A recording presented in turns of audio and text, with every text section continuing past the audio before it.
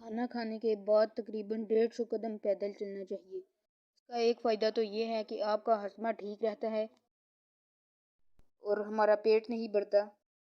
खाना खाने के बाद वॉक ना करने से हमारा वज़न बढ़ जाता है।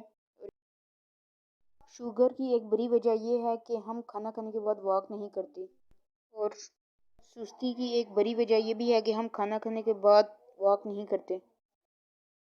अगर आपको ये वीडियो पसंद आई तो इस वीडियो को लाइक करें। इस वीडियो को रिलेटेड आप क्वेश्चन करना चाहते हैं तो कमेंट बॉक्स में कर सकते हैं। हमारे चैनल को भी ज़रूर सब्सक्राइब कर लें ताकि ऐसी वीडियो सबसे पहले आप तक पहुंच सके।